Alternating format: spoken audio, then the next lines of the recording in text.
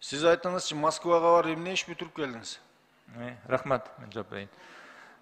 Москва шаарына барганда Колокольчев менен, андан тышкары ошоке Колокольчевдин орун басары менен департамент миграциянын төрагасы менен ошоки миграция маселелерине тейлегендер менен баары мен жолугуп келген болчумун. Андан кийин ошоки жана мен Кечиресиз, урматтуу Кудайберген Базарбаевич, айткандай, сөздү токтотсоңуз, сиз Москвага барып эч нерсе бүтүргөн жоксуз. Сиз айтып атпайсызбы, өз эки сүйлөштүк деп, сиз министрсизби, кандай өз эки сүйлөшөсүз? Кагаз жүзүндө келишимдер түзбөйсүзбү?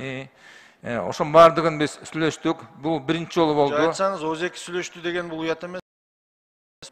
Бирок булардын өз эки эмеси чыккан да эмечи, буйругу чыккан, Не деген сөз, өз эки сүйлөштүк, анан азыр мигранттарыбызды кыйнап атат. Эмне үчүн кагаз жүзүндө сүйлөшпөйсүздөр?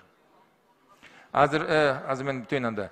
Азырдан кийин, ошондон кийин берки эмгек министри менен барып өзүнчө жолукканбыз. Ошондо ошолор менен биз келишимге келүү боюнча бир жыйынтыкка келдик.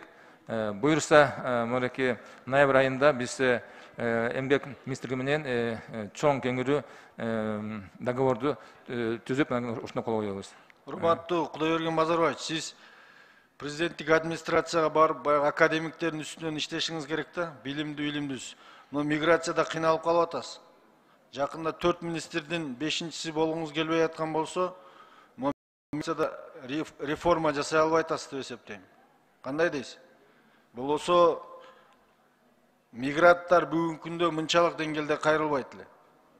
Экинчиден, буга чейин миграция өкүлчүлүгүм бар, иштеп атат дейсиз, кайра адреси жок дейсиз. Бул не деген жооп болуп атат?